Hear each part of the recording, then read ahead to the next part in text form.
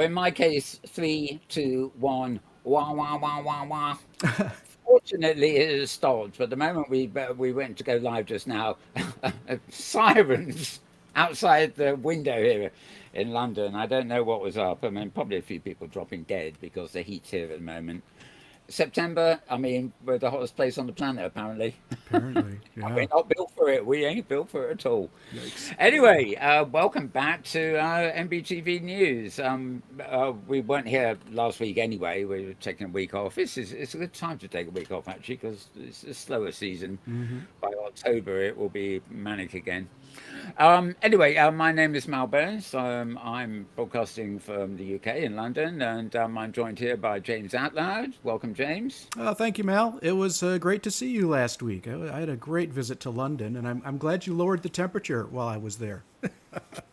Count yourself lucky for that one, yeah. Oh, And very lucky. Yeah. managed to keep what was still the raining part a bit away. Yeah.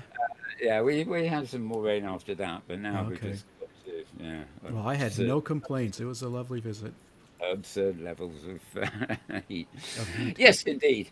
Yeah, James handles all the video stuff too. So switching camera angles and audio and all that stuff he does as well. So good on James there.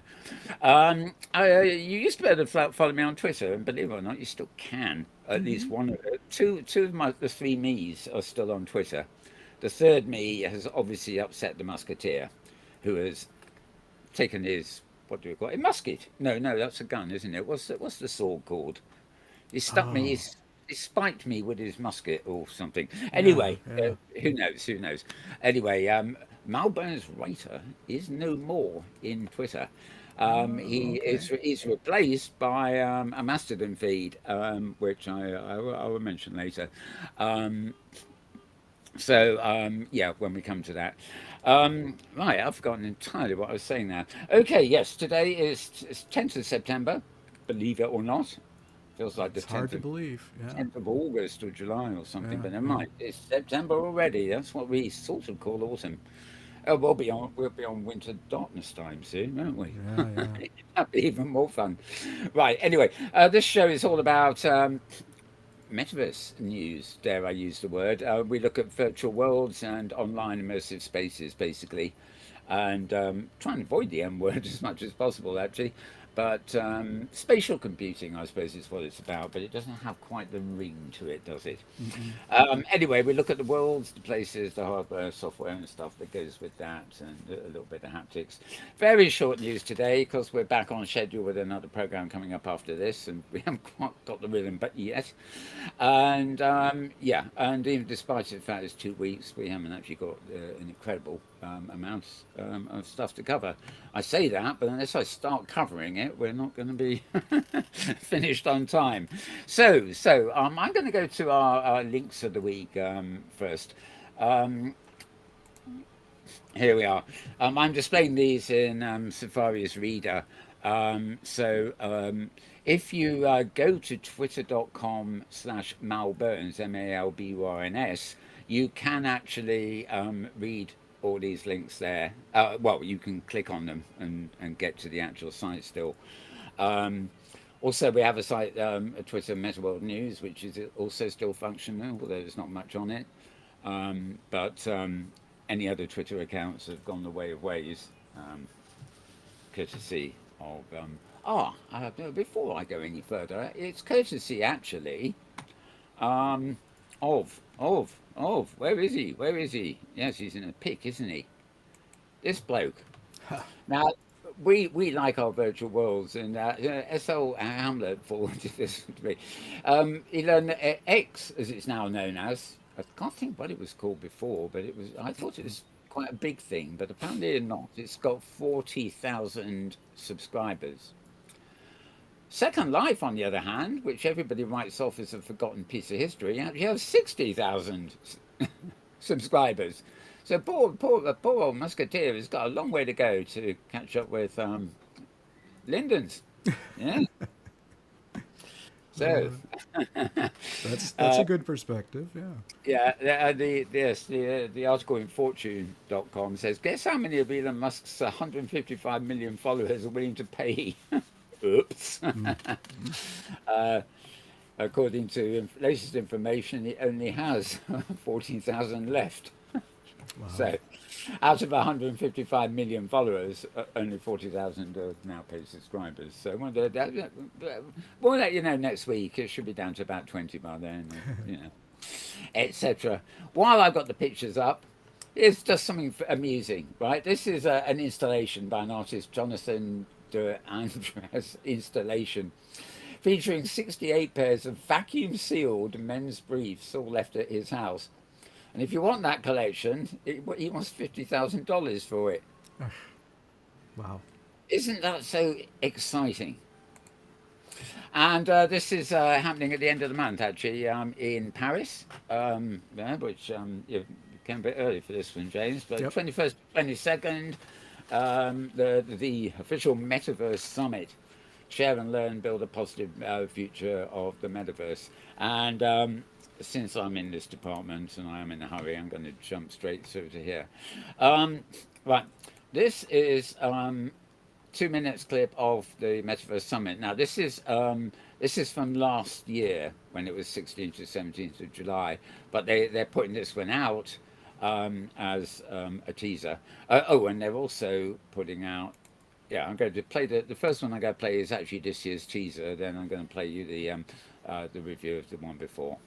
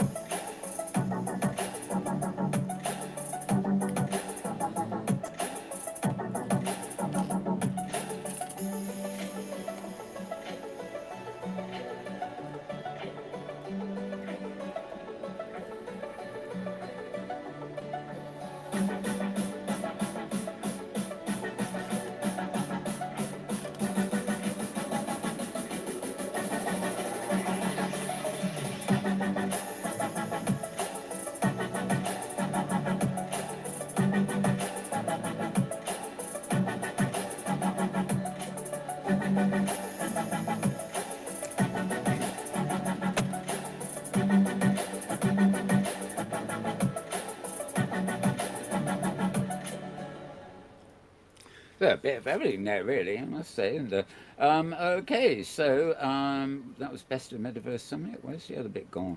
Oh yeah, here we are. No, that's can't find a bit. Okay, this is what happened a year ago. So a little bit extra on this.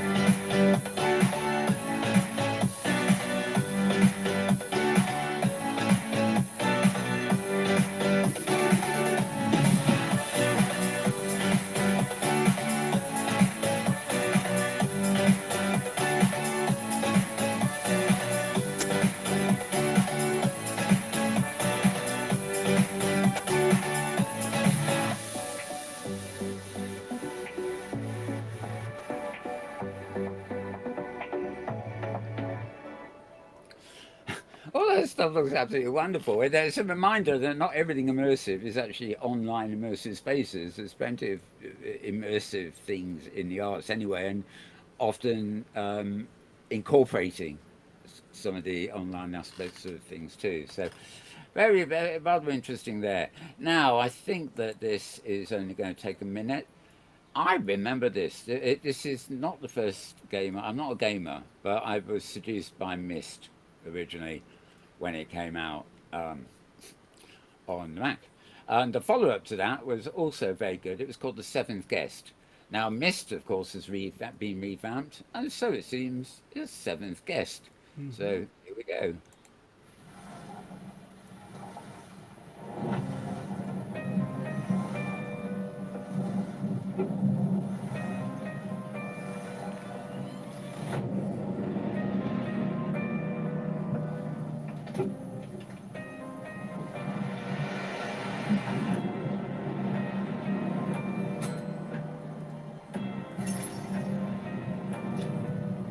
It's you.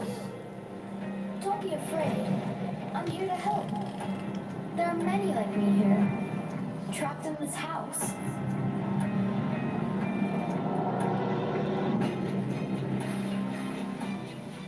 Each night, the guests arrive. Stout, what do you want? Show yourself!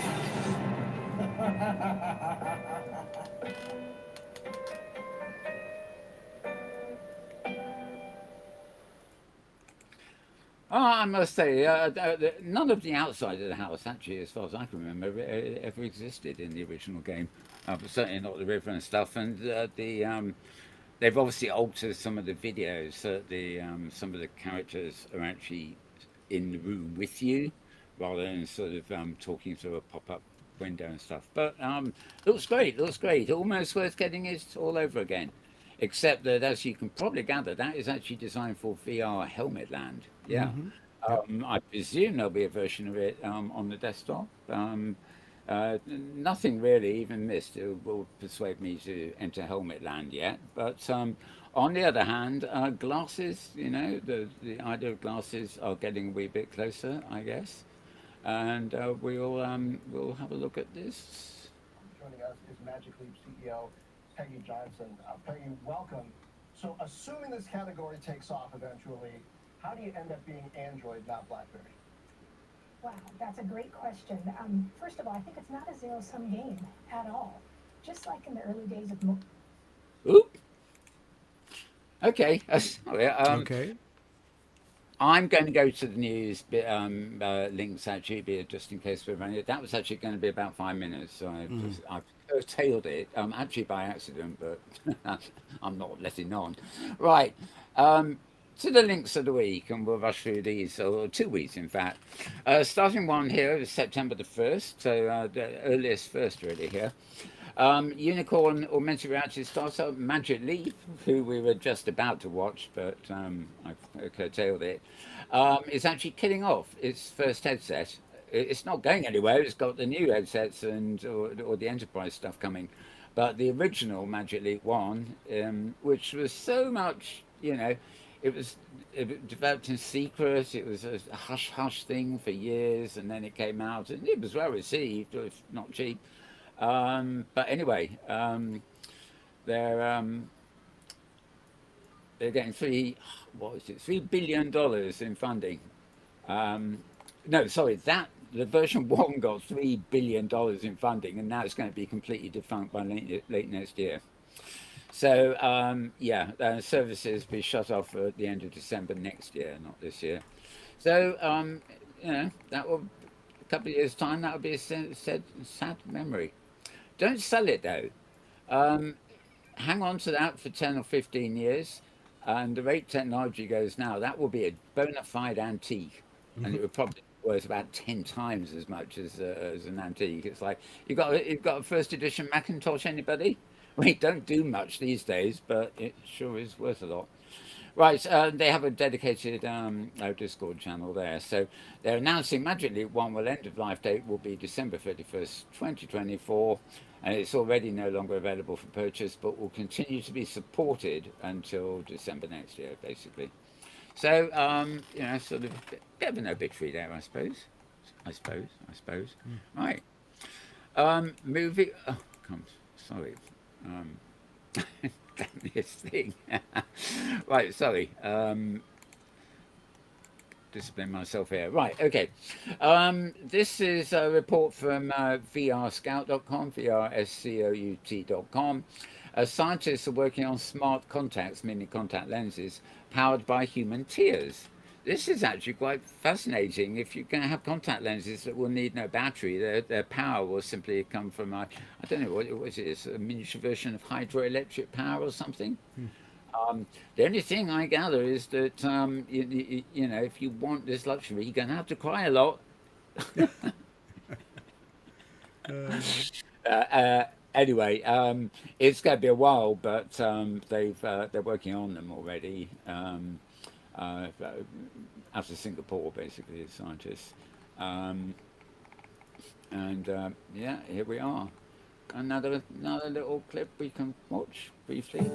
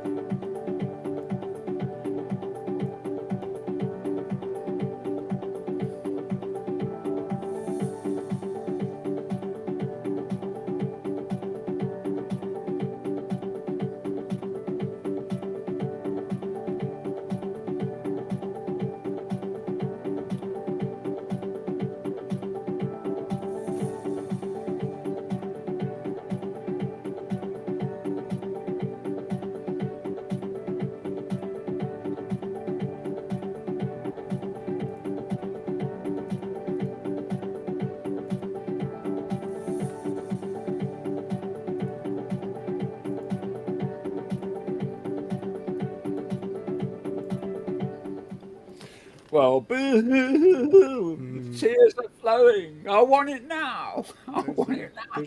There's got to be a song that's related to that somehow. Yeah, I want it now. The power of my tears. I, Yeah.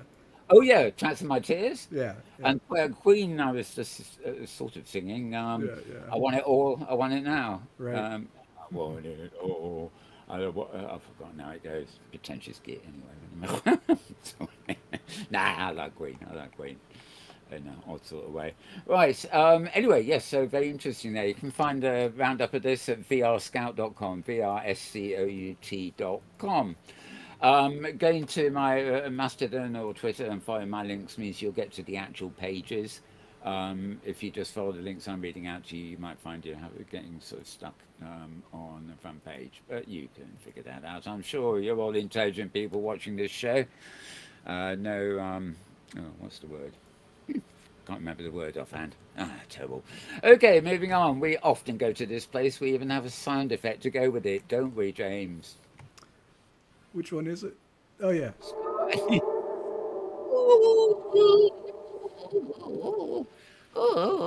Actually, it sounds more like Jimmy Savile than a ghost, but never mind. So I better not do that one too often. Okay, editorial. This VR cycle may take more time than expected. Tony Fertillo, it's a sort of roundup thing. It used to be a big thing of the metaverse, as it was called then, VR a bit, and the Gartner hype cycle and, taking off and then trough of disillusionment and then coming out of it. Some never come out of it, etc., basically. But Tony makes a point, actually, that this VR cycle, and of course he's referring to the cycle of attention, disillusionment, etc., the cycle of progress of the product, I suppose, may actually take more time than expected. And of course, he's particularly focused on Apple's thing, of course, but other stuff too. And sort of describes it as a new autumn of VR. And also, I love the fact, having said that, he actually has a quote here saying, here we are. The situation is not so desperate as it was in the winter of VR. And I was reading that, I was like, when was the winter of VR, for God's Yeah. sake? I can't remember it. Anyway, this is sort of a little opinion piece from Skull Ghost here. An opinion on RC gets into gets in there in quite depth. He loves nice long article writer is Skull Ghost actually. So there you are on that one. Remove that one too. We do have another obligatory one of his coming up shortly. Right, so Lenovo. This is getting a bit more recent now. This week, I think it was. They've launched a new 27-inch 4K monitor that offers glasses-free 3D vision. And okay, this link is at a site called arstechnica.com, arstechnica.com, and it's in their gadgets section. I'm temporarily going to see. I'm sure there's a way. There we are. Okay. Oh yeah. Right. Gone to the web page here. It's the best I can do, really. But these visualizations that they put up on the web page look rather good. You know, sort of. You got the monitor. It's all high definition. Everything. You don't need any glasses. It uses trickery to, project into both eyes with a slightly offset signal, I guess. I'm not entirely sure how it works. A lot of schematics there for the thing itself. But actually nothing beats the picture at the front, does it? That is actually a not half bad picture. And while I'm here, I'm going to keep that picture for our future reference. All right. See how easy it is? Right. So back to reader view. And did I get? Yes, Ars Technica was the site for that. Back to scaredghost.com, SKRREDGHOST.com, and this time we cue the music.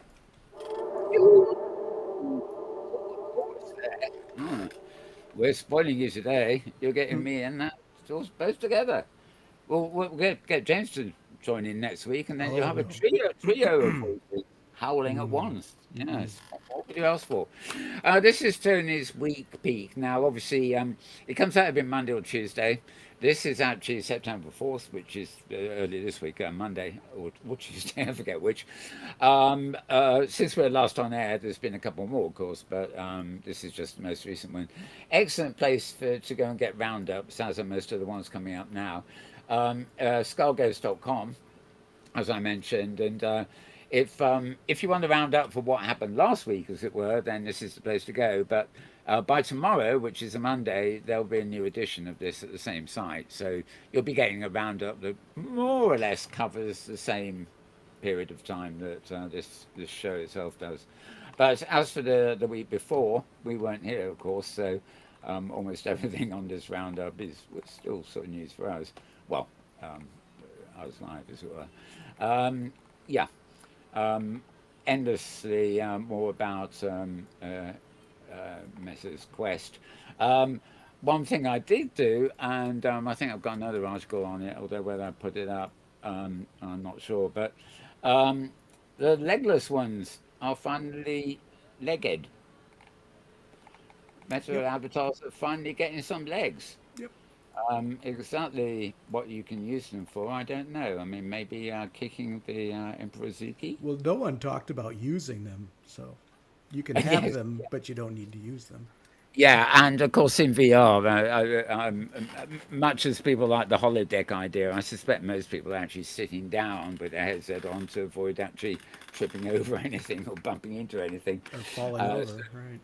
So how stable you will be on the legs is another question entirely. They'd probably cave in under you and just say, well, that's what legs do in VR. Who knows? Anyway, roundup of the news there. So moving on, because we are running short of time. It never amazes me. Ceases to amaze me, sorry. Okay, next one is arinsider.co. This is another regular one for good roundups.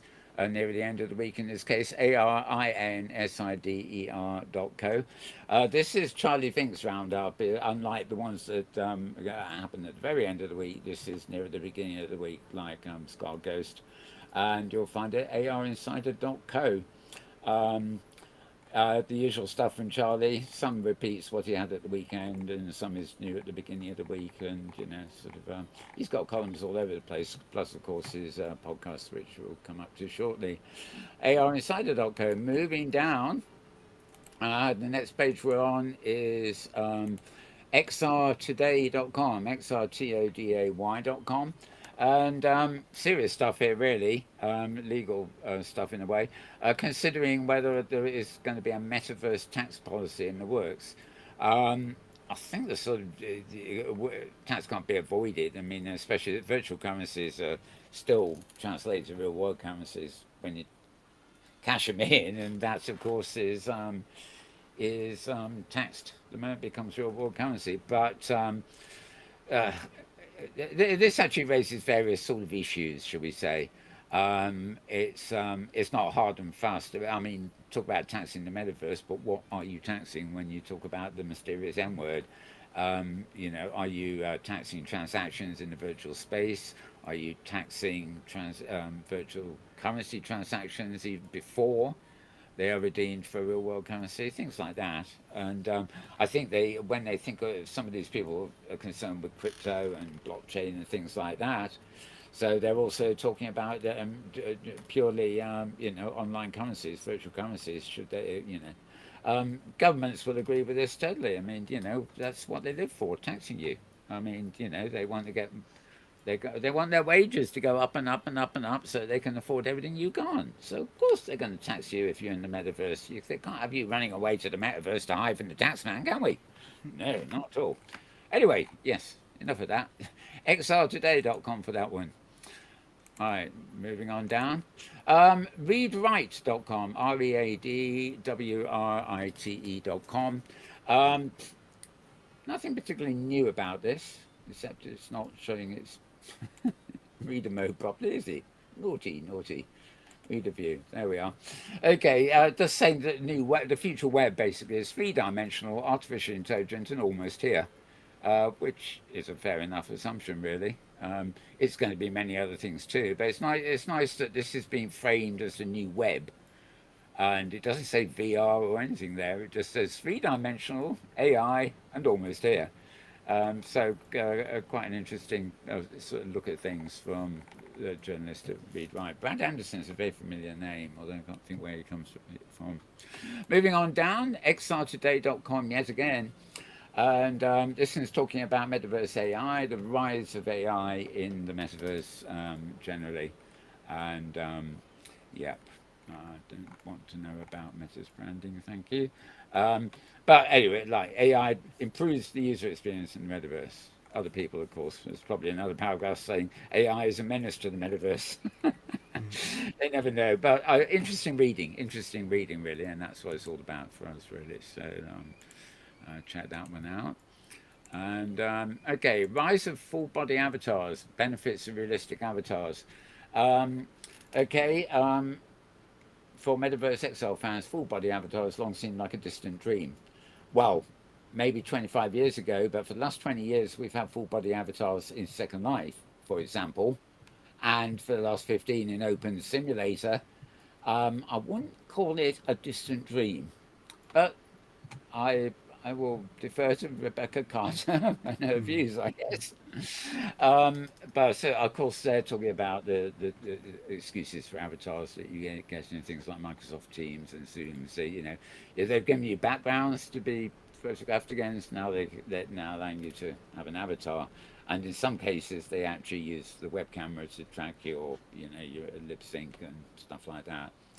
Zoom, when I'm talking about Zoom and Teams here. So, interesting. I mean, a lot of people have emotion. I mean, it's a bit like Philip Rosedale 20 years later, has actually thinks that, it's not a ubiquitous thing to have an avatar. He thinks that was, a lot of people are interested in online communities and virtual world type things, but they don't necessarily feel the need to have an actual avatar. Some of the more modern platforms don't have them. You have a camera rather than an avatar and you can decorate, but others team platforms and stuff, they take pride in giving you an avatar that you can decorate with 1,000 different costumes, all of which, of course, cost you a fortune. But, so there is an evolution of avatars here. Whether avatars will be ubiquitous remains to be seen, I think. But they also mention personas now can have legs. Gosh golly, I never knew that. I've been legless all this time and I never knew it. Sorry. Right, okay, moving on. So that was xrtoday.com. So is this one. This one you get every week, in fact, so good place to look. XR Today, Big XR News, Meta, etc., etc., etc. I have to rush through these. They do occasionally do a video, Big XR News, but they haven't done one for a few weeks now. Okay, moving down, this is prdaily.com, prdaily.com. And the metaverse lives on by other names as brands connect with consumers in gaming spaces. That's a load, isn't it? And look, the metaverse is loading, according to the picture. It's time to get virtual. Brands. Yeah, this is designed for brands. Forget the M word, but basically it's telling brands, from a PR point of view, what they can gain from virtual worlds or immersive, things online, basically. So remove that, and final web link of the week was this is Upload VR, which uploadvr.com. The same people, of course, who do download VR for our video. And what can I say? They've been at the Venice Immersive Festival all week, and they've done a roundup of everything they saw at Venice. So a nice little roundup there to finish that section. Right, okay, so that's it for the web links this week. Quick plug, of course, for Voices of VR. Nothing new this week. In fact, I think it's a couple of weeks since he updated with about 1,000 posts. August 27th is the last. But always a good place to check out, voicesofvr.com, and on any podcast player.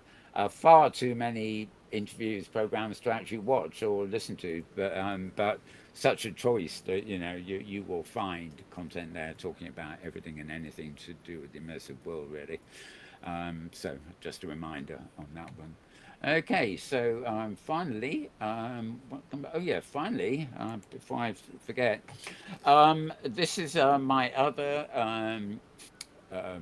Mastodon account. All these videos that have come up in the week, or the last 2 weeks in case, they're actually forwarded to my Twitter account anyway, the main one that is still working. F Reality had a new episode 23 yesterday. No time to go into summaries here, but just letting you know what is here. Charlie Fink and cohorts have, of course, they got a new logo there, TWIXR. It's actually a bit more obscure. I almost missed this one because the poster didn't seem right. Anyway, their guest this week is Curtis Hickman of The Void and author of a book called Hyper Reality. So they get in there. This is Between Realities again. Skiva, who is one of them, now back, I believe. Oh, actually, I'm not sure he was on this one. He was actually praising the airport in London when he was travelling en route to Europe. I don't know why I remember that little anecdote, but I do. Okay, Friday. Right, this is one of the recorded talks from Games for Change Festival, talking about virtual beings. What about virtual beings, she asks. Not that lady, but that's just the intro lady. Right, this one's not playing, is it? Oh, it is. Okay, this is OR, between the OR Asia conference and OR in the USA and Europe and everything else. They have all nights around, particularly around the States, and in Italy. And they record them, it's like a mini OR conference discussing various things. And here they're discussing the next evolution of Web3 and blockchain. So quite an interesting little chat there. It's nearly 2 hours long, so you'd need to be interested, I think, to watch it. Moving on down. Impact Reality is another XR-based podcast. This is now at episode 3, and it's called Inside the Industry. Moving down again. The August town hall meeting, we talked VRMs with Meta Mike. Now, hang on, what is... Right, this town hall belongs with I can't remember whose town hall it is. But anyway, they're, Meta Mike's well known. They're having an interesting chat there, so I put it forward. Okay, future immersive experiences navigating the world of XR. This is another one for Games to Change, if I recall. Also, the future of the metaverse is unavailable. Yeah. The metaverse, Web3 gaming, and NFTs. This is one where... Oh, right, okay. Well, I can't take that down here, but that's probably one you don't want. Don't know why they took it down. They probably are. Oh no, it's YouTube. Never mind. Okay, Dreamer Digital Ownership Powered by the Metaverse. This is a TED Talk. So as you would expect, quite sort of interesting. Fairly, I wouldn't call it mainstream, but fairly all-embracing kind of worldview kind of thing there. Okay, obviously the week before, that was the Week in XR podcast, the way it used to look, with Europa Park there. These are all ones that were on while we were away. Between Realities again. Don't even ask what's happened there. It looks like my embed code is gone somewhere else. Oh, who knows? Oh, right. Okay, that may be a... Sorry, I'm cursing. I'm not meant to curse, am I? Right. VR Crewcast was back not last week, but the week before. Of course, that's the one where half the podcasters in the universe all get together for a joint show. So it's always a bit of a party, that one. Well, only about half a dozen of them, but still better than two or one. Okay, discussing digital twins, it's VAR. And I think actually, well, they do go back. Oh yeah, and then that's our last news show. So a few to catch up on there by way of catching up over 2 weeks. Right, and to finish. Right, so I'm not going to play the Magic Leap CEO. We haven't really got time. I'm looking at what have we got here. Okay, I'm going to show.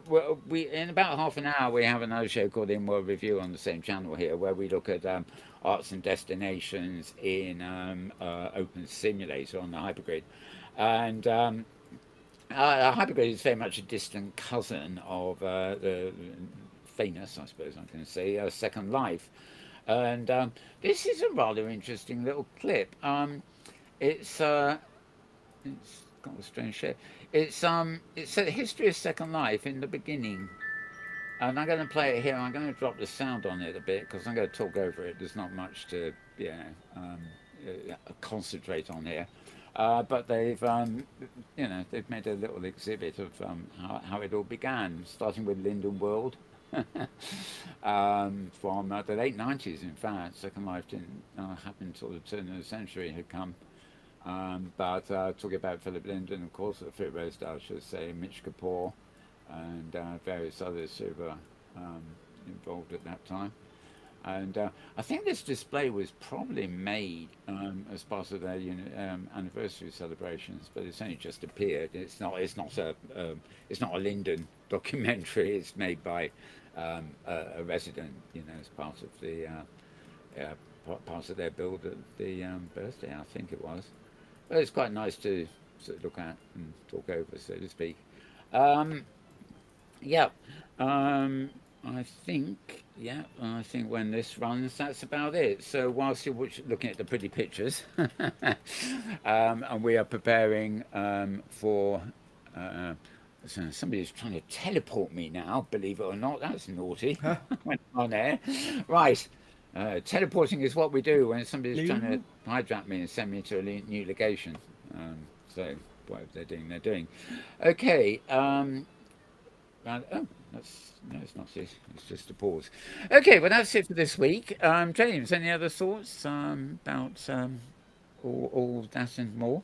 No, no. I just, you know, it was interesting. The VR download from the Upload VR people. They did Yeah, their show on Thursday rather than Tuesday, I but noticed that. Yeah, it was interesting because they said they're expecting an extremely busy next few weeks in virtual spaces, and so yeah. I'm curious about that. I don't know what this September October season is going to bring, but between Apple and Meta, it seems like it's going to be an exciting time.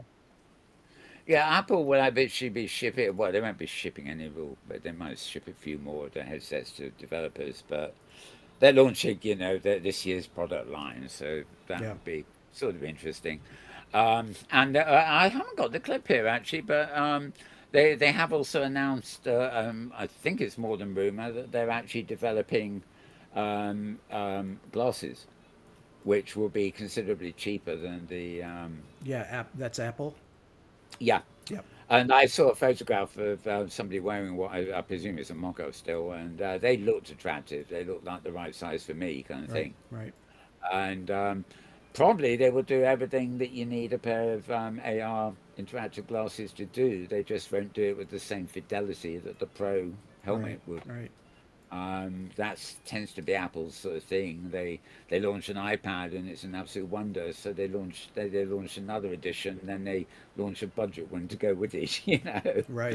Right. Same with budget-sized phones or mega phones. They take their products and then customize them a bit. They never go very cheap, but they have the how would you say the lower cost line, so to speak. Yep.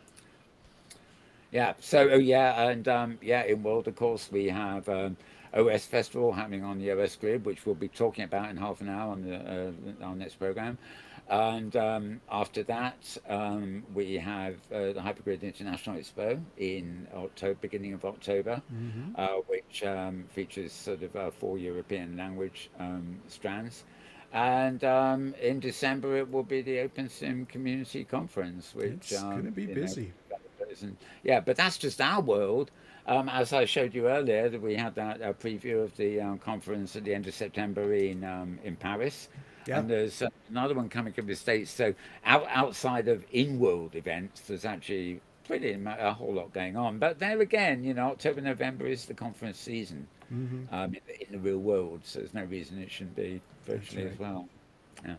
Anyway, we better get off. We're bang on time actually. If I've got 7:30 on my UK clock, so I think we're on time for once. Simply because I didn't show anything else that was going to consume time. So we will be back same time, same place next week for once.